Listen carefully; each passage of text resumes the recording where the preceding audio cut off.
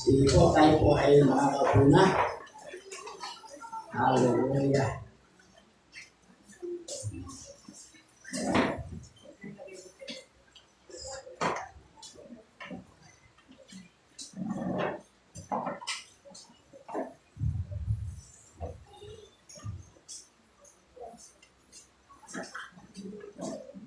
Okay na po.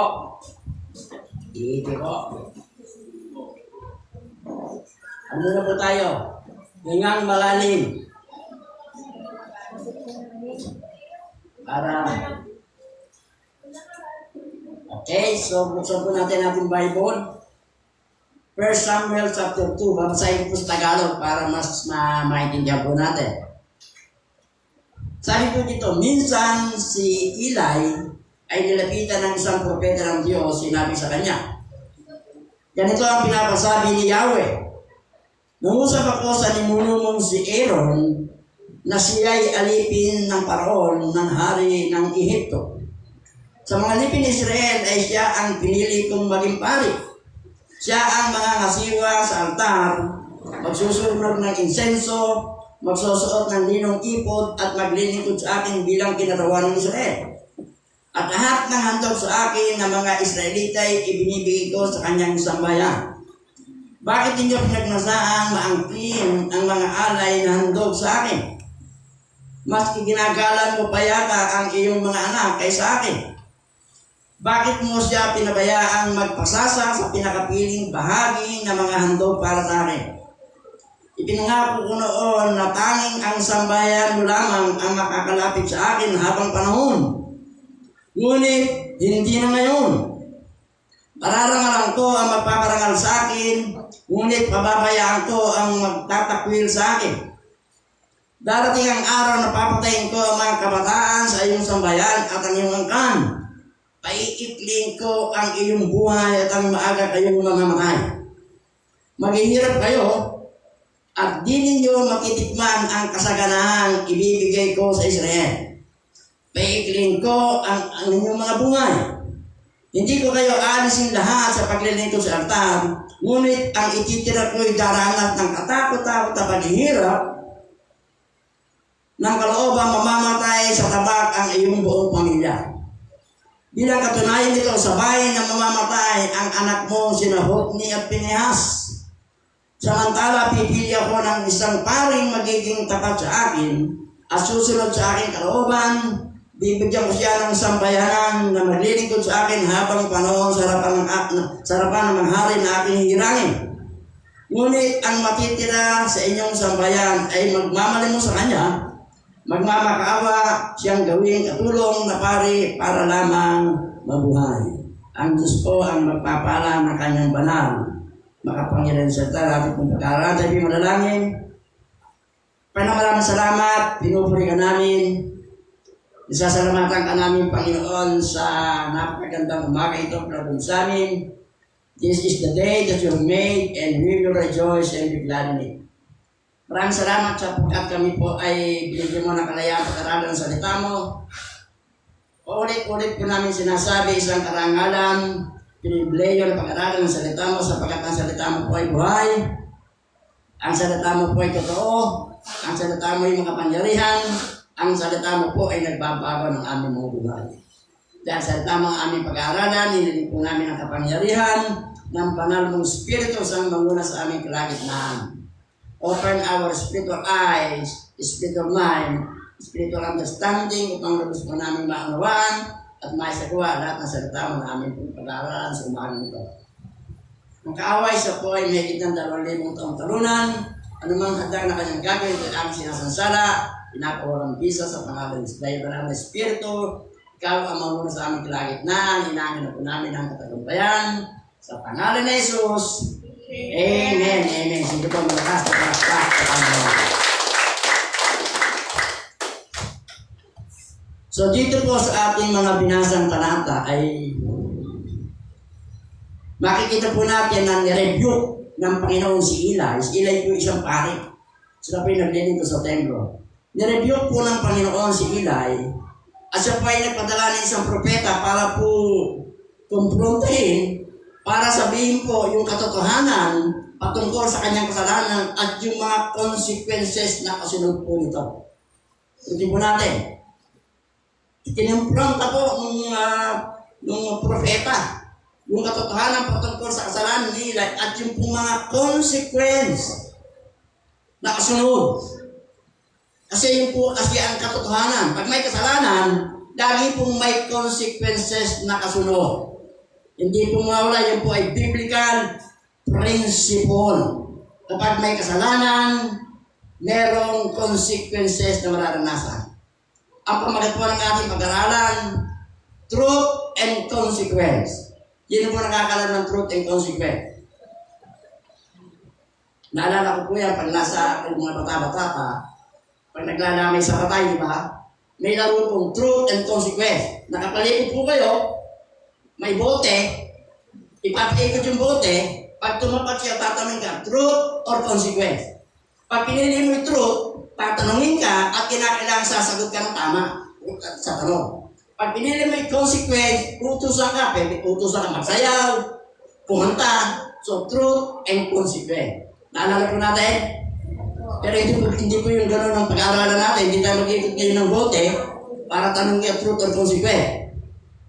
Ito pong talatang ito na binasa natin ay isa po sa tinatawag nating judgment passage in the scripture. Mga talata, mga passage na talagang nagbibigay ng judgment sa buong sambahayan ni Eli. Ibig sabihin ay masyadong mabigat yung mensahe. Kasi pag ang ibinabahagi patungkol sa judgment, patungkol sa consequences ng kasalanan, mabigat po yan.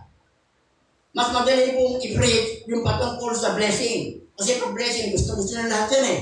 Nakikiliti kasi blessing. Pero pag yung kabayaran ng kasalanan, consequences ng kasalanan, judgment sa kasalanan, minsan hindi mapaitog yung mga nasa church. Kasi mabigat po yan. At naniniwala po ako na yung mensaheng dala ng propeta ay napakabigat. Judgment sa sambahayan po ni Eli. Kasi po, ang katotohanan ay masakit. Di po ba? Masakit ang katotohanan. Pag ikaw ay kukompronte ng katotohanan patungkol sa buhay mo, masikat po yan. Pero sabi ng John 8:32, and you shall know the truth, and the truth shall set free. Masakit. Pero yun po yung kinakailangan sa atin. Kinakailangan bilang mananampalataya, pag meron po tayong halimbawa, meron po tayong nakikita mga kapatiran natin halimbawa, nagagawa ng mga bagay na hindi maganda, hindi kalooban ng Panginoon. Bilang mananampalataya, pwede po natin silang komprontahin sa katotohanan na nangyayari sa kanila sa pamagitan ng magandang pananalita. Hindi po tayo makikinabang sa siya kung tatakpan po natin yung kanyang ginagawang hindi tama. Mas mahalaga, sabihin mo yung katotohanan para makaraya siya doon sa kanyang nararanasan. Amen po ba? Si Eli po ay meron kasalanan sa kanyang buhay na hindi po niya kinompronta. Hindi niya in-address. At dahil po dyan, ang Diyos ang kumumpronta ng kanyang kasalanan. Yun po kasi yung katotohanan. Pag meron po tayong kasalanan ginagawa, lihim na kasalanan, na hindi po natin inaamin sa Panginoon, hindi natin hingin ng tawad, hindi natin kinukompronta, ang Diyos ang kukompronta mismo sa atin. Sa iyong magbubuking sa atin. At huwag na po natin hayaan na ang Diyos magpadala ng propeta para rebukin tayo doon sa maling bagay na ginagawa natin bilang mananampalataya. Ang Panginoon po ay nagpadala ng propeta kay Eli para kumprontin siya sa kanyang kasalanan at doon sa consequence ng kasalanan na kanya pong nararanasan. Ulitin natin, pag may kasalanan, laging may consequences.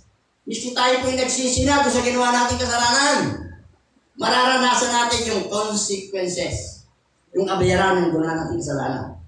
So habang pinag-aaralan po natin, ito pong rebuke ng Diyos kay Eli, meron po tayong mga lesson na matututunan na makakatulong po sa ating buhay bilang mananampalataya. Ang number one lesson na makikita po natin dito, base po dito sa talatang mga binasa natin. Number one na lesson, we are accountable for God's gift to us. Tayo po'y may pananagutan sa lahat ng kaloob ng Diyos sa atin. Sa lahat ng kaloob ng Panginoon sa atin, tayo po'y binigyan ng Diyos napakaraming gift, napakaraming kaloob, napakaraming pribilehyo. Ano mang pribilehyo o yung mga kaloob ng Diyos sa atin, meron po tayong pananagutan. Tayo po'y pinagkalooban ng pamilya. Pribilehyo po yan, magkaroon ng pamilya. Tayo po'y pinagkalooban ng mga anak. Pribilehyo po yan. Regalo ng Diyos yan. Kung may trabaho ka, regalo po ng Diyos yan. Kung may negosyo ka, regalo ng Diyos yan. Ano mang meron tayo, yan po ay galing sa regalo ng Diyos. Pribilehyo ibinigay sa atin. Privilege, meron po tayong church. Pribilehyo na meron tayong simbahan. So lahat ng meron po tayo galing sa Diyos, pribilehyo ibinigay sa atin. At inaasahan po ng Panginoon, anumang pribilehyo, anumang regalo o kaloob na ibinigay ng Diyos, inaasahan po ni Lord na gagamitin natin para po sa kanyang kalwalhatian. Gagamitin po natin ang tama. Gagamitin po natin para sa po'y maparangalan. Gagamitin po natin para po siya'y mapaglingkuran. Pananagutan po natin kung paano natin gagamitin yung ipinagkatiwala o yung kaloob ng Panginoon sa atin. Ano ang pinagkaloob sa'yo ng Panginoon? Pananagutan natin kung paano natin gagamitin. Pag hindi natin ginamit ng tama, pananagutan po natin sa Panginoon at yan po'y makikita natin sa buhay ni Eli. Simulan na po natin. Verse 27 and verse 28. So ang una pong lesson, we are accountable to God's gift for us, to us. Tayo po ay may pananagutan sa lahat ng kaloob ng Diyos sa atin. 1 Samuel chapter 2, verse 27 and 28. Sabi po dito, minsan si Eli ay nilapitan ng isang propeta ng Diyos. Sinabi sa kanya, ganito ang ipinasasabi ni Yahweh. Nangusap ako sa ninuno mo si Aaron nang siya'y alipin pa ng Paraon ang hari ng Ehipto. Sa mga lipin ni Israel ay siya ang pinili kong maging pari. Siya ang nangangasiwa sa altar, nagsusunog ng insenso, nagsusuot ng linong ipot at naglilingkod sa akin bilang pinarawan ng Israel.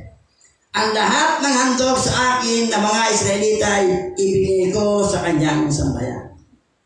So sinimulan pong i-review ng propeta si Eli sa pamagitan po ng pag-highlights ng mga pribilehiyong ibinigay ng Diyos sa kanya. Inumpisa niya, inisa-isa niya yung pribilehiyong ibinigay ng Diyos sa kanya. Anong unang pribileyo? Si Eli po, yung kanya pong pinili po ng Diyos, ang kanyang pamilya na maglingkod in behalf of Israel as a priest. Babasa po natin yan sa verse 27. Yung lipi, sabi po doon, yung lipi po rin ang kampo nila, ang pinili ng Diyos as priest bilang sacerdote na maglilingkod bilang representative po ng bansang Israel. Another, ito po ay sa verse 23, ang lipi, sa mga lipi ni Israel ay siya ang pinili kong maging pari. Ito po ay babalikan natin yung panahon.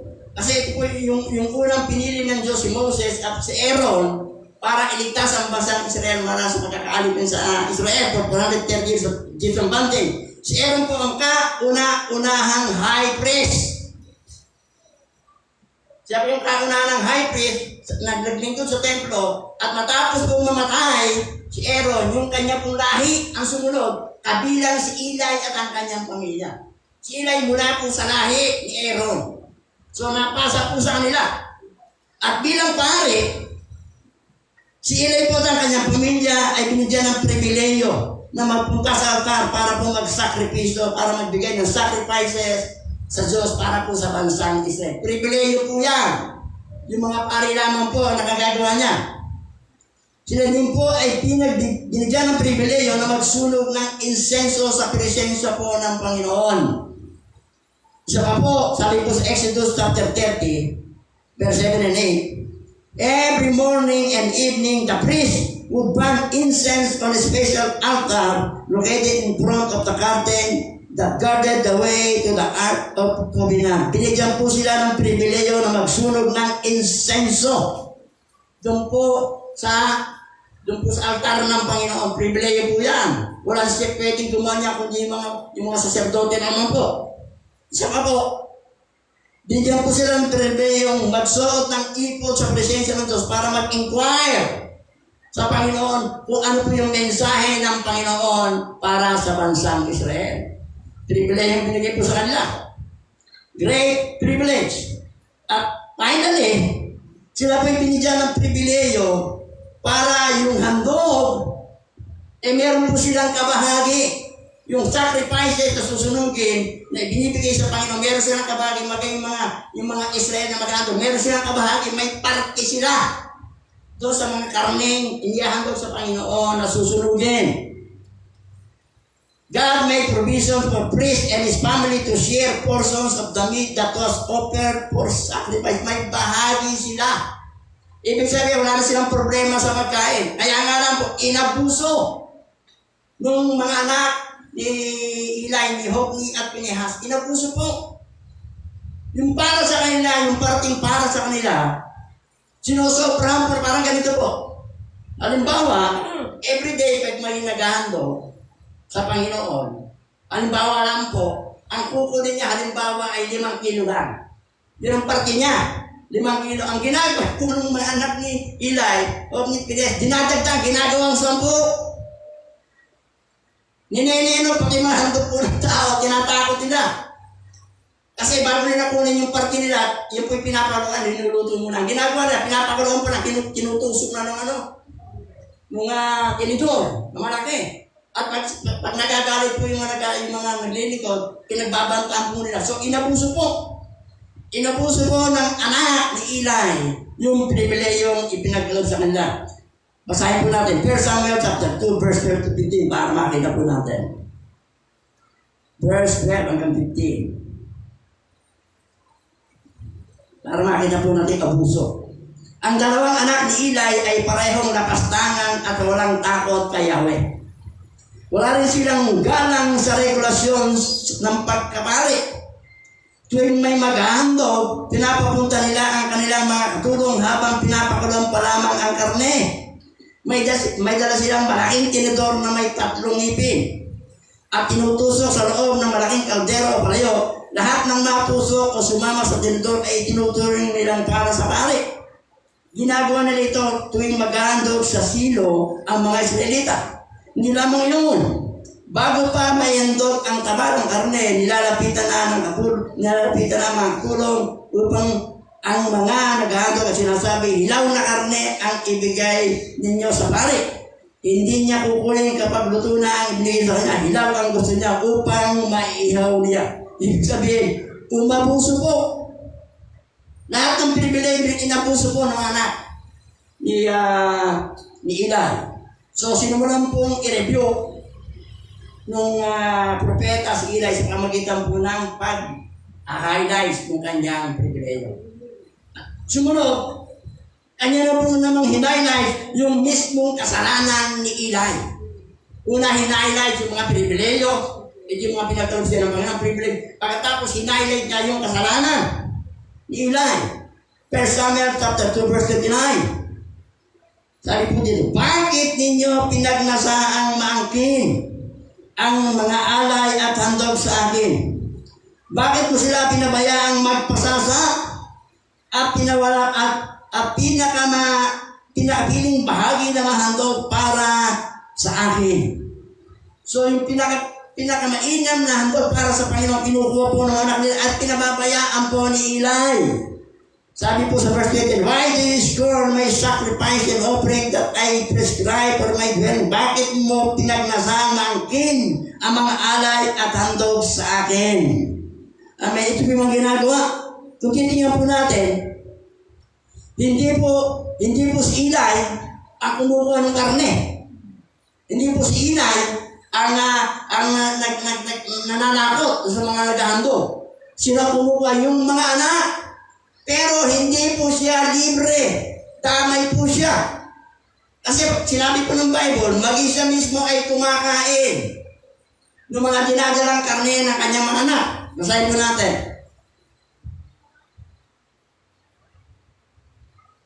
Verse 29. Basahin po natin. 1 Samuel chapter 2, verse 29. Bakit inyo pinagnasaan mangkin ang mga alay at handog sa akin? Kasama po dito, sinama si Eli. Mas iginagalang mo pa yata ang iyong mga anak ay sa akin. Bakit mo sila pinabayaang magpasasa sa pinakapiling bahagi ng handog para sa akin? Amen. Sabi po sa English, why do you honor your sons more than me? By fattening yourself. Pinatataba mo yung sarili mo. And the choice part of every offering made by the people of Israel. Hindi po siya kumukuha, hindi po sa iyo nagkuha, pero siya po ay damay. At dahil po siya po ay nagkasaran. Sabi ng Panginoon, bakit mo iginagalang ang anak mo ng higit kaysa sa akin? Why do you honor your sons more than me? Amen. Sabi niya, alam po ni Eli ang ginagawa ng kanyang mga anak. Alam po ni Eli na nineneno ni Hophni Pinehas yung para sa Panginoon. Alam po ni Eli lahat ng ginagawa ng kanyang anak, yung pong pagbubulit sa mga naghahandog. Alam din po ni Eli na sinisipingan ng kanyang mga anak, yung mga babaeng naghahandog, sinisipingan po sa may pintuan. Basahin po natin. 1 Samuel chapter 2 verse 22. Matanda na noon si Eli, umabot na sa kanyang kaalaman ang kasamaan ng ginagawa ng kanyang mga anak na sa mga Israelita. Alam rin niya ang pagsiping nila sa babaeng naglilingkod sa pintuan ng toldang tipanan. Alam na alam niya yung ginagawa ng kanyang anak, pero hindi niya po pinahinto. Kasi po yung nagkasala, kasama siya sa nagkasala. Hindi niya pinahinto yung ginagawa at hindi niya po, anong tawag dito, hindi niya dinisiplina. Di ba dapat? Disiplinahin mo, hindi mo na pwede magando. Pero pinabayaan po niya. Kasi po yung nagkasala.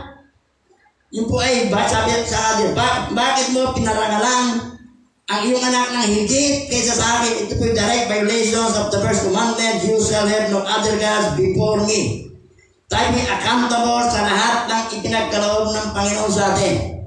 Yung ating pamilya, yung trabaho po natin, yung mga abilidad natin, yung talento, ano mang posisyon mo, ano mang uri ng buhay, may business man at po ay galing sa Panginoon. At lahat po yan ay papanagutan natin sa Panginoon, kaya ito po ay gagamitin natin nang hindi naaayon sa kalooban ng Panginoon. Amen. At dito, ang ibig sabihin ng Panginoon, huwag po natin pahalagahan, huwag natin parangalan, o higit na bigyan ng importansya yung mga bagay na pinagkaroon sa atin kaysa sa Panginoon. Amen. Ano bang meron ka galing sa Panginoon niya? Huwag mong parangalan ng higit kay Lord. Huwag mong bigyan ng importansya ng higit kaysa sa ating Panginoon. Ibinigay ni Lord sa atin ang privilege, blessing yan. Pero, huwag po natin titingnan ng higit kaysa sa Panginoon. Huwag natin papalaga ng higit kaysa sa Panginoon.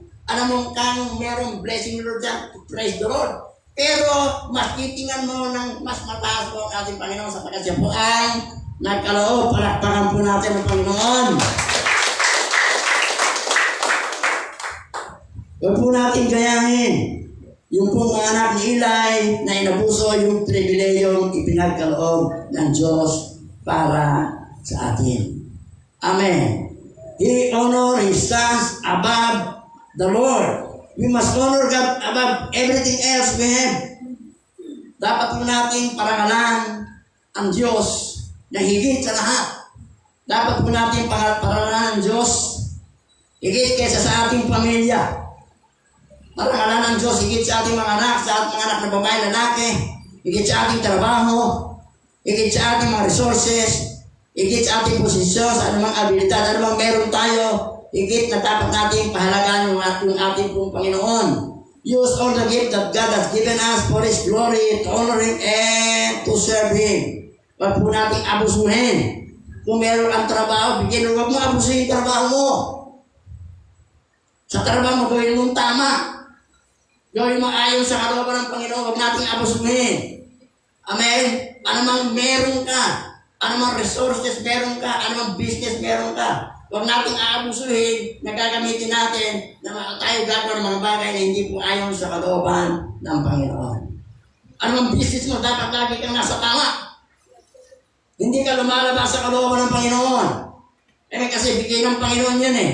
Dapat sa mga meron ka, napaparangalan po ang ating Panginoon. Okay po ba?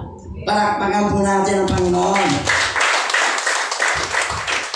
So yun po yung unang lesson. Pananagutan natin sa Panginoon.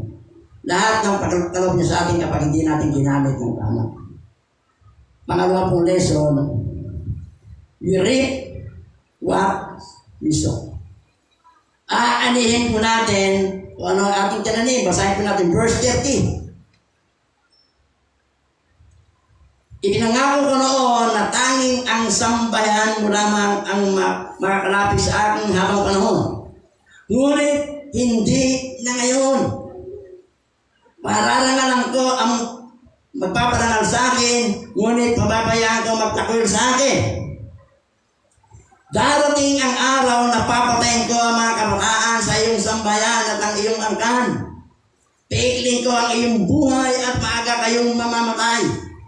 Maghihirap kayo at di ninyo matitikman ang kasakanang ibibigay ko sa Israel. Paiikling ko ang iyong mga buhay.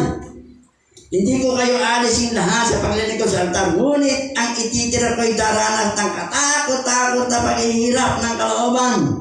Mamamatay sa tabak ang iyong pamilya. Bilang katunayan, ito'y sabay mamamatay ang mga anak mo, si Hopni at Pinehas. Yung po yung pinakamatindi. We reap what we sow. Kung ano tinanim po natin, aanihin natin. At yan pong prinsipyo po yung biblical principle na paulit-ulit pong binanggit sa Bible. Galatians 6:7. Do not be deceived. God can be a man reap what he sow. Ano tinanim po natin sa aanihin natin? Ito po yung law of the harvest. Kung ano itinanim natin, aanihin po natin. Pag nagtanim ka ng mangga, ano yung aanihin natin? Nagtanim pa ng mangga, ano aanihin? Kamatis? Siyempre mangga. Pag nagtanim ka ng kamote, aanihin po natin ay kamote. Law of the harvest. Kung ano tinanim natin, yun ang aanihin natin. Kapag nagtanim tayo ng galit, gaani po tayo ng galit. Pag nagtanim tayo ng sama ng loob, aani po tayo ng sama ng loob. Kung ano itanim natin, yun po ang ating aanihin. Amen. Kaya mag-ingat po tayo kung ano yung itatanim natin sa buhay natin. Kapag ikaw ay nagtanim ng unforgiveness, hindi ka marunong magpatawad, hindi ka rin makakaranas ng pagpapatawad.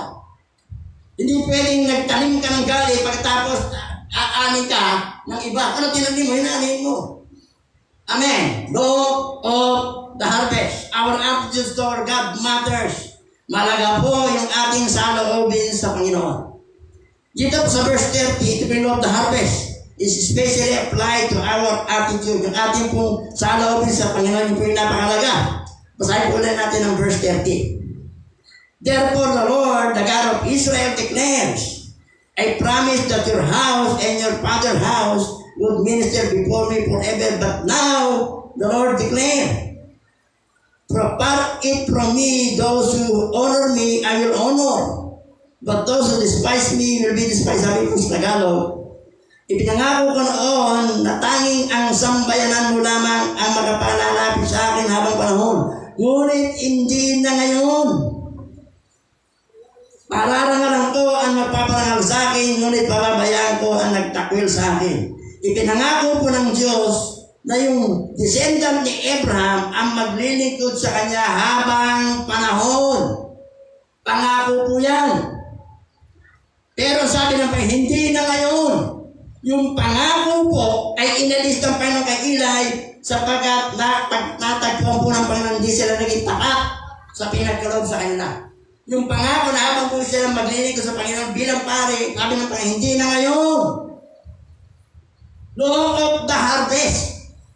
Yung itinanim nilang unfaithfulness, inanip po nila. Sabi ng Panginoon, hindi na.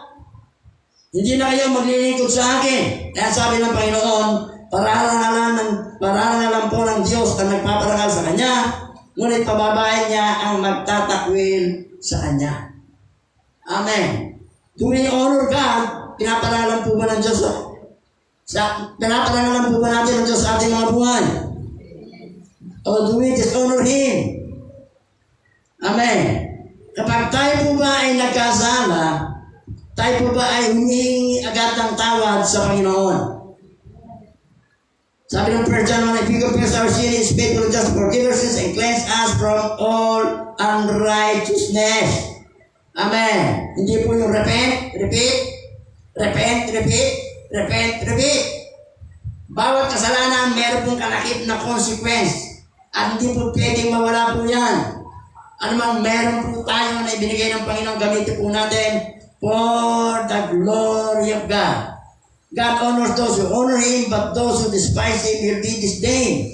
Paralan ng Diyos ang nagpaparangal sa Kanya. Ngunit, ang magtakwil sa Kanya ay pababayaan ng Panginoon.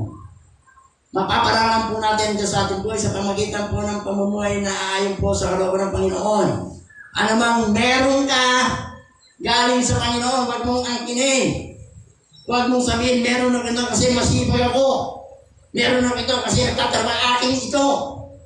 Kaya ako meron sapagkat ako ang nagsikap. Meron kaming bahay ko ba kasi masipag ako. Sabi ng Deuteronomy, alalahanin mo na ang Diyos ang nagbigay sa'yo ng kakayanan para sumagana anumang meron ka. Yan, nagkaroon ka kasi galing sa Panginoon, binigyan ka alaman, karunungan. Katalinuhan para magkaroon ka ng ganyan. So, ibig sabihin, anumang meron ka, gamitin mo for the glory of God. Huwag natin ipagmamalaki. Wala po tayo ipagmamalaki sa Panginoon. Isang titik lang ng Panginoon, anumang meron po tayo, kaya niyang alisin. Kung anumang meron ka, maliit, malaki, parangalan po natin. Pasalamatan natin at parangalan po natin ang ating Panginoon. Huwag natin abusuhin yung mga blessing ni Lord sa atin. Palakpakan po natin ang Panginoon. Ano ang ating itinanim? Aanihin po natin. Kaya mag-ingat po tayo sa pagtatanim. Sino po yung mahilig magtanim? Diba? Yung mga meron po tinatawag na ano, na pag nagtanim ka, matawag doon? Green thumb. Na pag nagtanim, ako na pag nagtanim, lagi na mamatay. Meron nagtanim, tumutubo agad. So tayo po kaingat sa itatanim natin. Para maganda, magtanim po tayo ng kabutihan. Magtanim tayo ng kagandang asan. Magtanim tayo ng salita po ng Diyos para umani po tayo ng ayos. Palakpakan po natin ang Panginoon. What we reap, we will sow. God's judgment for sin can be severe. Yung judgment ng Panginoon sa kasalanan, minsan matindi. Kaya nga, ang pamagat natin, truth and consequence. Minsan, pag tayo nagkasala, minsan banayad lang. Yung judgment ng Panginoon, yung paano banayad. Pero minsan may palo ang Panginoon na malalatayan ka. Pinag-usapan natin yung espiritual. Minsan may nagawa tayo, pinagsisihan natin, may naranasan tayo minsan yung palong parang hindi ka masyadong nasaktan. Pero minsan, may palong masakit. Ramdam mo lang natin sa'yo. So minsan, yung pong judgment ng Panginoon sa kasalanan, minsan ito po very severe, minsan matindi. Sa kaso po ni Eli, maging ito po extended sa kanyang generation. Yung pagkakasala ni Eli, yung judgment ng Panginoon extend hanggang sa kanyang generation. So, basahin po natin. 1 Samuel chapter 2, verse 133. Darating ang araw na papatayin ko ang mga kabataan sa iyong sambayanan at ang iyong angkan. Paikling ko ang iyong buhay at maaga kayong mamamatay.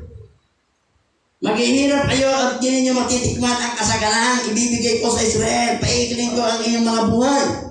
Hindi ko kayo alisin lahat sa paglilingkod sa altar. Ngunit ang ititira ko'y daranas ng katakot-takot na paghihirap ng kalooban.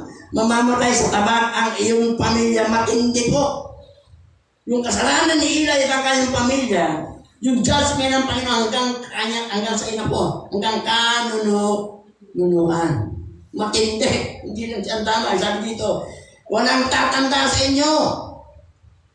Mamamatay kayo ng bata.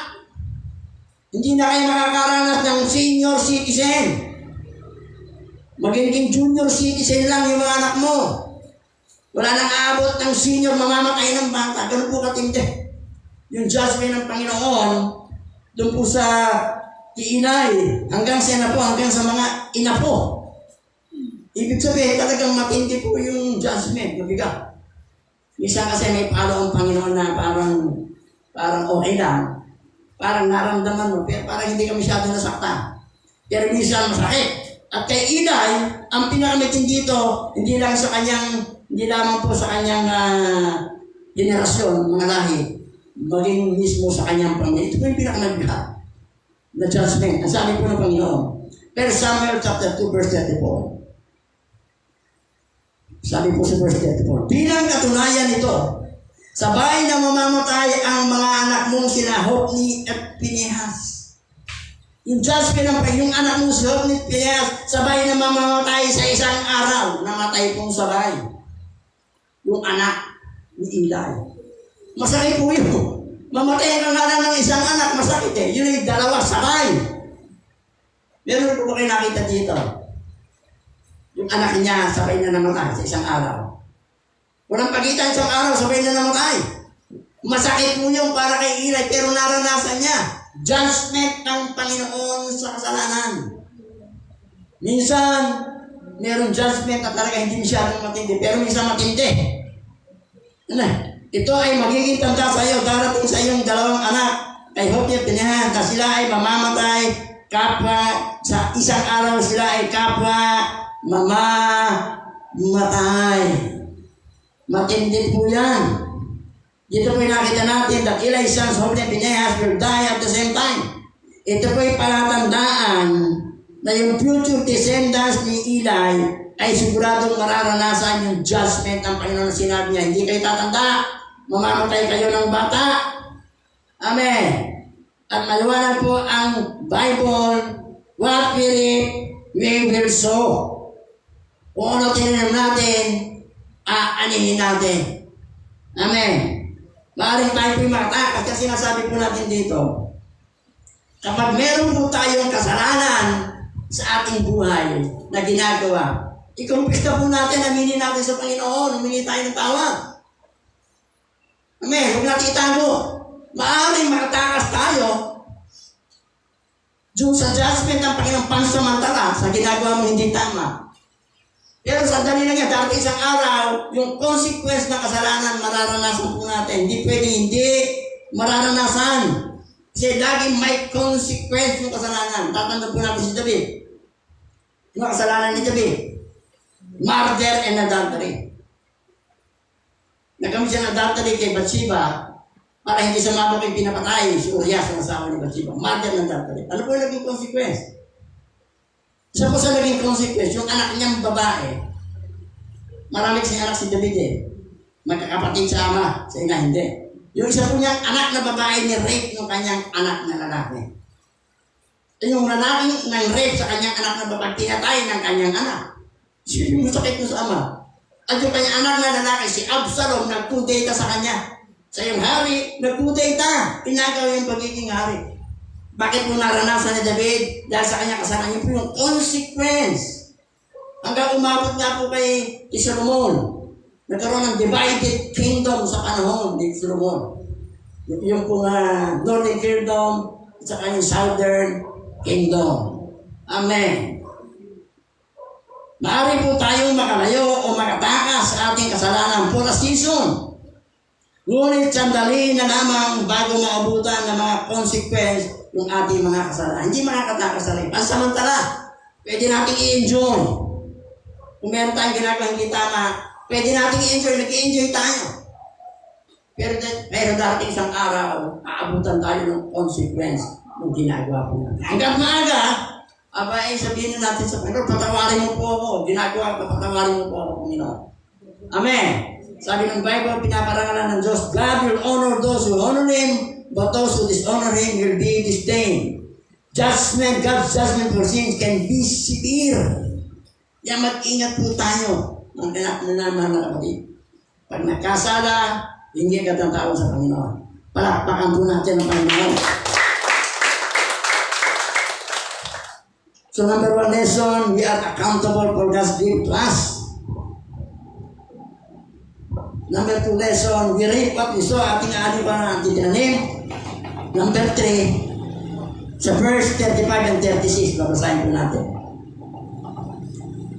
Sabi ng Panginoon kay Eli, samantala, pipili ako ng isang, di ba kasabi sa ng Panginoon, nangako ang Panginoon na ang lahi mo ang maglilingkod forever. Pero hindi na ngayon, nasabi ng Panginoon. Kaya sa verse 35, sabi ng verse 35, samantala, pipili ako ng isang paring magiging tapat sa akin at susunod sa aking kalooban. Bibigyan ko siya ng sambahayan na maglilingkod sa akin habang panahon sa harapan ng mga haring aking hiirangin. Sabi 36. Ngunit, ang matutira sa iyong sambahayan ay mamamalimos sa kanya, magmamakaawa siya gawin katulong na pari para lamang mabuhay. So, number 3 lesson, we can miss out on God's blessing if we dishonor Him.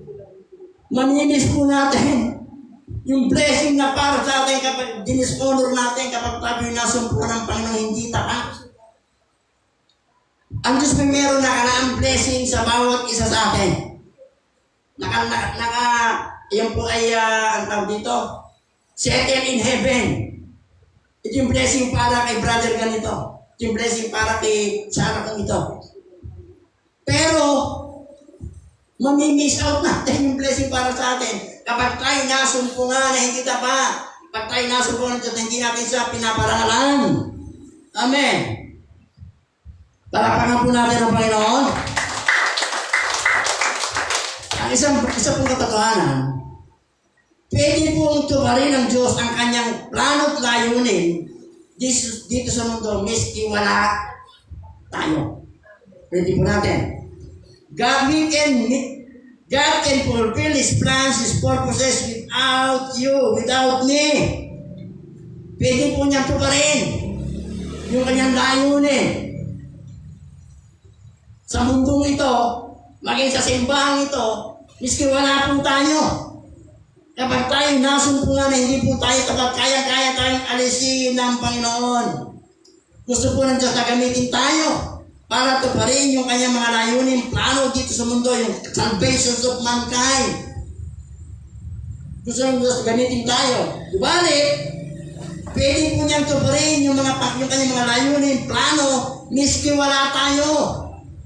Miski sino, miski wala tayo, pwede niyang tuparin, pwede niyang ibigay sa iba. Di ba sabi ng Panginoon kay Eli, pinangako ko na buong sambahin mo maglilingkod sa akin forever.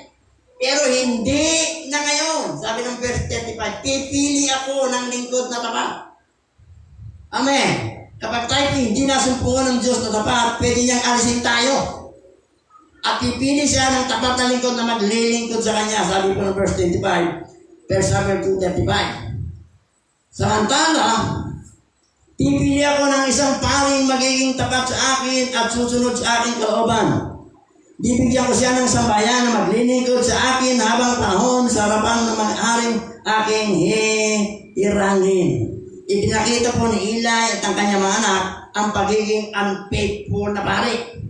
Hindi sila naging tapat bilang mga saserdote, pero hindi po nahinto yung plano ng Panginoon. Dahil hindi tapat si Eli at ang kanyang pamilya, kasi sila po yung naglilingkod sa templo. Hindi po nahinto yung plano ng Diyos. Nag-raise up po ang Panginoon, sabi ng verse 11, samantala pipili ako ng isang paring magiging tapat sa akin at susunod sa aking kalooban. Amen.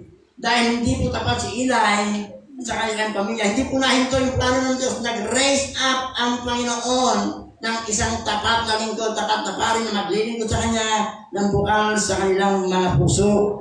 Ganon din sa atin. Maging sa simbahan ito. Kapag hindi tayo nasumpungan tapat, pwede tayong alisin ng Panginoon. Pwede maglagay mag-raise up ang Panginoon ng tatayo sa harapan na magiging tapat ang magpapagulo ng gawain niya. Ibig sabihin ng isang gawain, hindi po yan nakadepende sa nakatayo. Kung yung nakatayo ay hindi tapat, aalisin ng Panginoon at papalitan. Ibig sabihin, sa anumang gawain, sa anumang organization, Hindi pwedeng magmalaki yung namumuno. Hindi pwedeng magmalaki. Pag wala ako, wala yan. Ay, hindi tatakbo yung simbahan kapag wala ako. Hindi tatakbo yung music ministry pag wala ako. Hindi pwede tayo magmalaki. Kasi pag nasumpo na po tayo, hindi dapat aasin tayo at papalitan tayo. Naintindihan ba natin? Kasi kami, wala pong indispensable sa atin. Kapag tayo nasumpo, hindi ko pwede tayong alisin ng Panginoon at palitan ng tapat na maglilingkod sa Kanya. Hindi po maihinto ang gawain ng Panginoon dahil lamang sa unfaithfulness ng namumuno. Magpapalit ang Panginoon, pipili ang Panginoon na ilalagay para magpatuloy yung gawain ng Panginoon. Palakpakan po natin ang Panginoon. Sabi ng Panginoon, pipili ako ng isang paring magiging tapat sa akin at susunod sa aking kalooban. Sabi niya, siya po ay magpipili ng faithful priest. Sino po yung faithful priest na sinasabi po dito? The last remaining priest from Eli's line was a man named Abiathar. Si Abiathar po yung lingkod kay Haring David sa buong buhay niya, pero sa bandang huli siya po sumama sa pagre-rebellion kay Haring David. E mababasa po natin sa 1 Kings chapter 2 verse 27, Solomon removed Abiathar from the priesthood of the Lord, fulfilling the word of the Lord had spoken to Shiloh about the house of Eli. Inalis si Abiathar kasi siya po sumama sa rebellion labang kay Haring David. A new line of priests was established at the time through a man named Sadok. Pero ito pong fulfillment na ito, na magtatayang Panginoon talaga isang pari na maglilingkod ng tapat. Ito po ay ultimately, this prophecy is fulfilled in Jesus Christ, who is a faithful prophet, faithful priest, and king, and Messiah sent by God. Palakpakan po natin ang Panginoon. God will fulfill His plan and purposes without Eli's help. Pwede pong tuparin ng Panginoon ang kanyang layunin. Sa bawat gawain, sa bawat organization, nang wala po tayong tulong. Ito sila, tayo ay hindi indispensable. Hindi pwedeng ikaw ang bossing kasi pang paglingkod sa Panginoon, hindi bossing. Hindi bossing ka na parang datay hawak mo. Wala tayong pwedeng pagmalaki. Pag tayo nasumpo na hindi tapat, nasumpo na hindi natin pinaparalan doon. Kaya-kaya po tayong alisin ng Diyos at mag-raise up ang Panginoon ng tapat na maglilingkod sa Kanya. Amen. Palakpakan po natin ang Panginoon. Hindi lamang po yan. Hindi lamang po yan. Kundi pwedeng ibigay ng Diyos yung blessing para sa atin sa iba. Basahin po natin. 1 Samuel chapter 2 verse 36. Ngunit ang matitira sa inyong sambay sa verse 35, sama po sa verse 35. Samantala pipili ako ng isang paring magiging tapat sa akin at susunod sa aking kalooban. Bibigyan ko sila ng sambayan maglilingkod sa akin habang panahon sa harapan ng aking haring iirangin. Akala po ni Eli at ang kanyang sambayan, sila po ay magpapatuloy na maglilingkod kay Lord forever at i-enjoy yung blessing ng Panginoon. Ano man ang mangyari, kaya hindi po ganoon. Nung siya po ay nasumpungan hindi tapat yung blessing na para sa kanya, ibinigay ng Diyos sa iba. Amen. Meron pong kanya-kanyang blessing tayo. Yan po established in heaven. Blessing para sa pamilya ng Manalo. Blessing para sa pamilya ng Anchuris. Para sa pamilya ng Narito. Sa pamilya ng Gamboa. Sa pamilya ng lahat. Established po yan. Pero kapag tayo nasumpungan unfaithful, hindi natin pinapanalan yung blessing na para sa atin pwedeng ibigay sa kapitbahay natin. Pwedeng ibigay sa iba. Amen. Palakpakan po natin ang Panginoon. God can remove any one of us at any time if found unfaithful. No person, no workers, leaders, pastors, church organization, bishop, etc. can expect of God's blessing unless He remain faithful.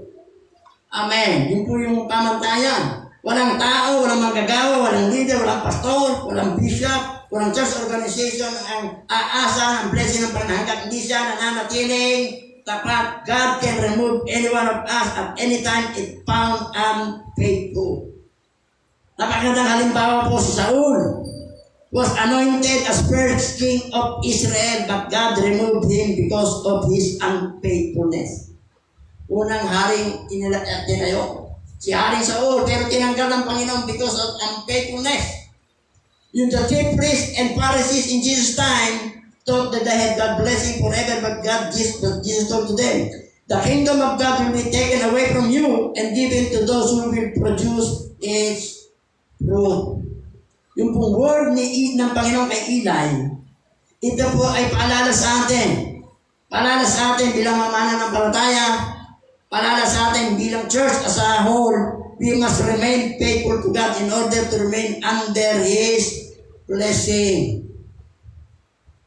Paalala po yung word po ng Panginoon kay Eli, paalala sa atin yan.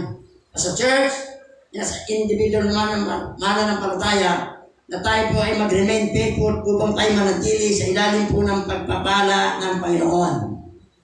God has a job for us to do as individual Christian and as a church. Meron pong trabaho ang Panginoon sa atin bilang mananampalataya at bilang church. Our greatest blessing as a Christian and as a church will be to fulfill the task which is the Great Commission. Yun po yung trabahong ibinigay ng Panginoon sa atin. Pribilehiyo po yan. Ibinigay ng Panginoon sa atin. Go therefore and make disciples of all nations, baptizing them in the name of the Father, the Son, and the Holy Spirit, teaching to make everything I have commanded you. Yan po ay mandato natin. Pero kung di natin gagampanan yung mandato na yan, hindi po hinto yung Great Commission. Kung hindi natin gagawin yung pinagagawa ng Panginoon sa atin na to do the Great Commission, hindi mahinto ang Great Commission. Magre-raise up ang Panginoon ng iba para gawin yung Great Commission. Amen. Pag tayo na pang unfaithful, pwede po tayong alisin. Palitan na maglilingkod na may katapatan. But if we are faithful to the past, we can enjoy the wonderful blessing of being used by God to glorify God. Hallelujah. Otherwise, God can always take that blessing away and give it to someone else. If we dishonor God, we can miss out of God's blessing in our life. Honor God above everything else we have in this life. Amen. Parangalan po natin ang Panginoon. Truth and consequence. Napakarami pong biyaya na binigay sa atin. Napakaraming nabibili. Huwag po natin kapusuhin. Gamitin natin for the glory of God. Gamitin po natin para sa ikararangal po ng ating pong Panginoon. Ano mang nasa iyo, galing po sa Panginoon yan. Ano mang meron ka, galing sa Panginoon yan. Ibig sabihin, wala po tayong pwedeng ipagmalaki. Ulitin natin, hindi natin pwedeng sabihin, meron akong sasakyan kasi masipag ako kasi binili ko to. Meron akong bayad ko pa kasi meron akong negosyo kaya nabili ko to. Lahat ito akin. Dahil sa akin, dahil magaling ako. Amen. Yung lahat ng meron ka galing sa Panginoon. Kung ano man talento mo, kung may business ka na umundan, yung kung expertise mo sa business, ibinigay ng Panginoon niya. Ano man meron tayo, huwag nating aabusuhin. Gamitin natin for the glory of God. Amen. Ulitin natin, kung anong ating tinanim, ating pong aanihin. Pwede mawala yung blessing sa atin kapag tayo nasumpungan ng Panginoon unfaithful. At ito sinabi natin kanina, yung judgment ng Panginoon patungkol sa kasalanan. Minsan, meron pong judgment na para bang hinataw ka lang, hindi ka masyadong masaktan. Minsan may hataw na masasaktan ka. Minsan may hataw na malalatayan ka. Matagal mong mararamdaman. Kaya maganda po niyan, kung ano man yung kasalanan natin, humingi tayo ng tawad. Kaya ang katotohanan po dito, mismo tayo humingi ng tawad, meron pa rin consequence. Kung sa kasalanan ginawa po natin, ito ay biblical principle. Ang kagandahan lamang po dyan, humingi tayo ng tawad, sa pagdating po ng consequence, tutulungan din po tayo ng Panginoon. Lord, tulungan mo ako para matagal ko yung consequence na mararanasan. Truth and consequence. Bawat kasalanan, meron pong kalakip na consequence. We are, ito yung natutunan natin, we are accountable for God's gift to us. We are accountable how we use it. Use it for the glory of God. Ating po report iso, anin po natin kung anong ating tinanim. Mag-ingat po tayo kung ano yung itatanim natin sa ating buhay. Magtanim po tayo ng kabutihan. Magtanim po tayo ng magagandang bagay. Magtanim po tayo ng pagpapatawad. Wag po tayo magtatanim ng galit, ng poot, ng sama ng loob kasi hindi po ang aanin natin. Pwede natin i-miss out yung God's blessing kapag tayo po yung nasumpungan hindi tapat. Nasumpungan unfaithful, nasumpungan hindi natin pinaparang yung blessing na para sa atin kayang ibigay ng Diyos sa iba. Ano mong meron ka kapag hindi nasumpungan ng Panginoon tapat tayo, isang pitik lang ng Panginoon. Pwedeng mawala lahat ng meron. Lahat ng meron ka, ariin mo na galing sa Panginoon. Amen. Malaki man o maliit galing kay Lord dyan. Pasalamatan mo. Gamitin mo ng tama. Huwag mong abusuhin. Maging ang buhay mo galing sa Panginoon. Gamitin mo for the glory. Huwag natin abusuhin. Ano man, meron tayo galing kay Lord. Gamitin natin for the glory of God. Panakpan po natin ang Panginoon. Tayo po ay tumayo.